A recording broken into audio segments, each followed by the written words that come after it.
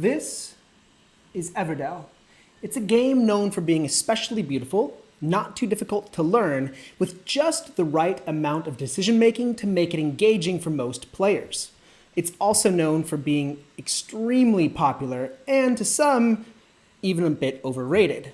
In fact, in my previous video, I gave 5 recommendations of board games that I thought did one thing better than Everdell. But in this video, I'd like to offer 5 more recommendations. However, this time, all 5 of the games on this list are new games. They all have something thematically similar to Everdell and something in common with the mechanics as well.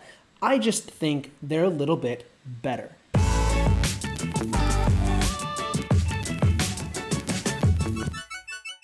Let's talk about what you're going to see in these games. First of all, I want to make sure this is an apples to apples comparison, so every game has to have an animal or nature-based theme. Secondly, they all have to be mechanically similar to Everdell, so I'm looking for games that have a worker placement mechanic or card mechanic. In my research, I did find some games that wouldn't quite qualify for this list, but would be great recommendations for a video called 5 games that are better than Wingspan. Now, I haven't made that video yet, but when I do, I'll be sure to leave a link in the description. Lastly, I'm filming this in January of 2023, so at this time, a lot of the games on this list are very, very new. Like, some of them are still Kickstarters. That being said, they might not be available at the time that you're watching this, but I will again leave links in the description or on my web app, theperfectboardgame.com, where you can watch this video as well as find the games, their descriptions, and links to where you can buy them alongside the video. The first game on this list also features a big tree as the center point of the game, and it's called Oak. Now, Oak is a natural and mythology-based game where you're not playing the role of animals, but rather an order of druids. And in the game, you can use your resources to get creatures that will help your order, or you can build artifacts that will give you special actions, or you can take temple actions under the shade of the oak tree that will help you strengthen your order. The especially unique characteristic of Oak is that during the game, you can upgrade your workers to give them special abilities. The way this is done is by adding a little accessory to the worker, and then the special ability associated with that accessory is granted to only that worker. So, for example, a bard will extend your player board, or a recluse is a worker whose resting space is one of the areas that you don't have to provide for. Still, there are others that will help you be more effective in building potions, and others that will remove the penalty associated with placing your worker in a space where another worker is present. There's even an ancient elder who takes on the benefit of every other elder. I do think Oak looks a little more complicated than it actually is, and if you take a look at the rulebook, there are a ton of different symbols to interpret, which means that this game has a little bit of a steeper learning curve. However, I do think the ability to upgrade workers really adds to the mechanics of this board game. Now, the next game, I think, is an obvious comparison. As soon as it came out, I looked at the artwork, I looked at the level of complexity, and I thought clearly this is a game that's trying to fit into the same niche as Everdell. The game is Creature Comforts. Now, in Creature Comforts, you are living in a valley populated by animals, and your objective is to store up comforts for your home in the wintertime. So this is a game where you're going to be collecting and building cards, adding them to your home, and trying to pair cards in such a way that you can maximize your points. So it does have that card drafting and building mechanic that Everdell has. However, the gameplay is worker placement with dice. The way that it works is at the beginning of every round, you're going to roll 2 dice, and using the values on those dice, you're going to place workers on the board for actions that you wish to complete. Only once your workers have been placed, 4 more dice are going to be rolled, and these dice are going to be common to everybody. So on your turn, you're going to use the common dice along with your own 2 dice to support the actions of each of your workers. Now, because of that element of luck, you place the workers before the common dice are rolled, you might not always be able to use a worker to complete an action, in which case you're going to learn a life lesson, which is a token that you can use to modify dice later in the game. So this is a worker placement with dice modifier game. Another thing about the game is that there is not a lot of conflict in the game. This is the kind of game that you would play to a soundtrack of like a bubbling brook or rainfall in the forest and crickets and birds chirping or something. It is a very, very peaceful game, and it plays well even with kids. So that game is Creature Comforts. The next game on this list deviates the most from the mechanics of Everdell, but I cannot deny how satisfying the gameplay is and how unique the win conditions are, which is why I had to include it on this list. The game is called Living Forest. Now, in Living Forest, you are the spirit of the forest, and you're trying to protect the forest from a fire spirit and help the forest grow by planting trees. Now, on your side are the animals, and you are going to be collecting them during the game. So this game is actually a deck builder. On your turn, you're going to be pulling out the cards from your deck, and you're going to be using the icons on the cards you've pulled to support the actions that you take. But the thing that I really like about this game is the semi-cooperative nature of it and the game's 3 very different victory conditions. See, the semi-cooperative nature of it is that players really have to work together to keep the fire spirit from going rampant and destroying the forest. Now, every time they put out a fire, they're going to get 1 point that could possibly count towards their victory conditions. But that's not the only way you can win. You can also win by planting trees, or you can win by getting a certain number of symbols in the cards that you build during the game. So, whether it's from collecting cards, planting trees, or putting out fires, there are 3 different ways to win. And as you play through the game, you'll find that if players are all trying to do the same thing, it doesn't really work out so well. You really need to kind of pick a strategy that complements everybody else in order to pull ahead. So this game has a very interesting dynamic between players as they figure out their path towards victory, and I really like that even though it is competitive, you have to prevent that fire spirit from going crazy. So I really enjoyed the game, and again, it's a game that I'm able to play with my 8 and my 6-year-old, which I really appreciate. I wish that Everdell was more friendly to younger players, and it turns out that Living Forest is. Okay, the next game on this list I'm sure is going to induce a bit of an eye roll. You're going to hear it, and you're not going to take me seriously. Hear me out, or at the very least, at least skip to the next game recommendation. I think this is a worthwhile consideration. Okay? The game is My Lil Everdell. Yes, the kid version of Everdell is better than the original Everdell. Well, hear me out. Here's why, okay? In the kid version of Everdell, in My Lil Everdell, it is very, very similar. You still have a market of 8 cards. You have many of the same resources. There are no stones in this game. And you even have event cards that you can trigger when you add cards to your own tableau. But the thing that really makes it different is that in each round of the game, you can always only play 3 workers. No extra workers are added to your board, and there is no ability to build cards without placing a worker. In fact, on your turn, you place a worker, you gather the resources, and then, and only then, you can build up to 1 card. So the whole idea of buildings that can be occupied by creatures that you can put the little door on the card, that is removed from this game. And because of that, you will only ever have 3 actions per round, and there are 4 rounds in the game, which means the game is reduced to exactly 12 turns per player. This is a very streamlined version of Everdell. It plays in 30 to 40 minutes.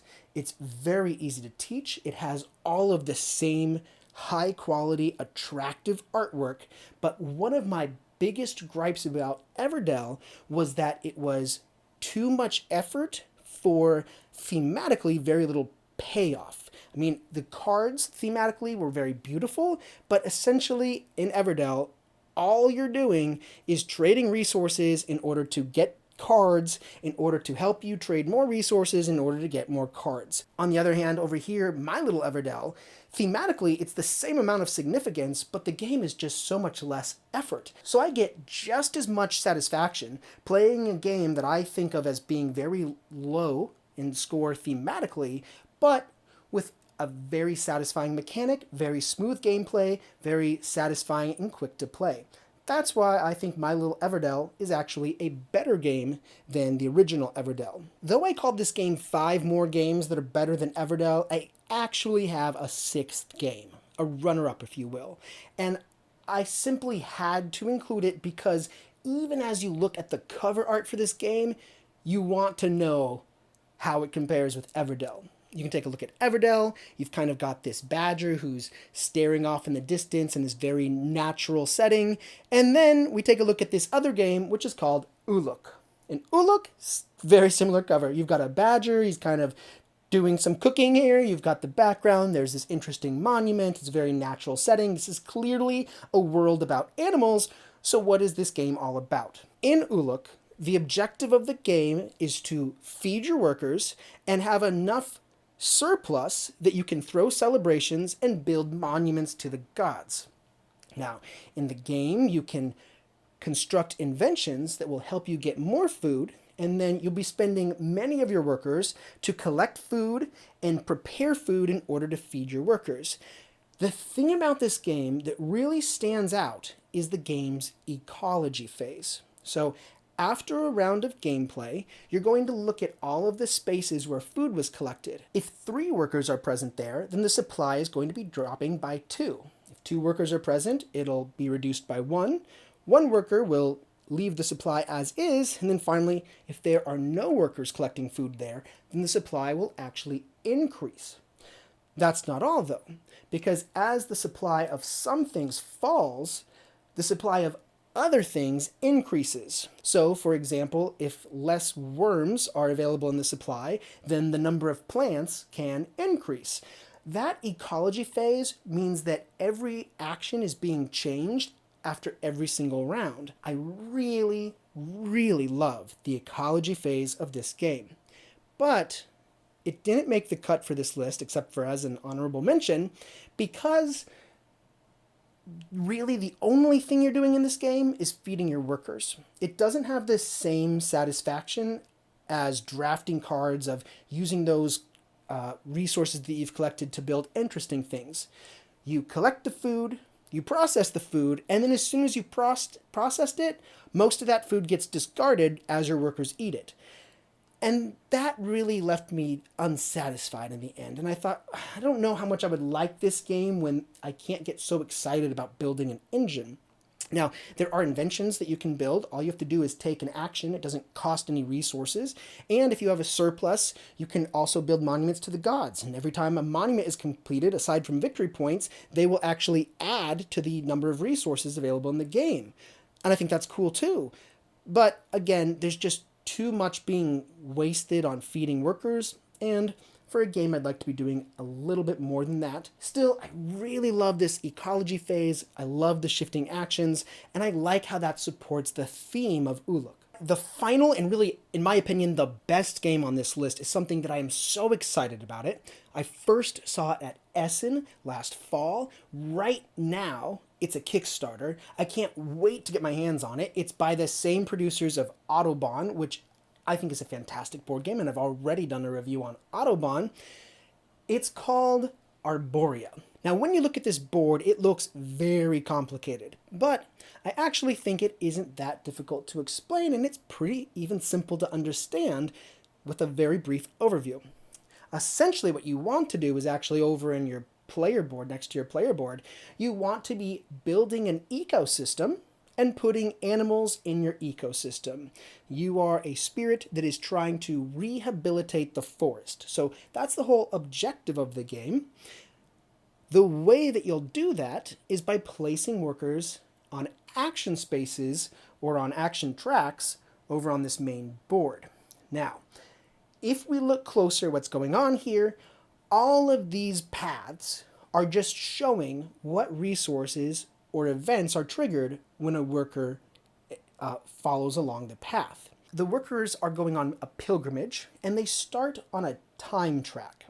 Now, during a player's turn, the time track moves towards the center of the board. And as the worker gets closer and closer to the center of the board, they find themselves at the head of a better path than the one they were on.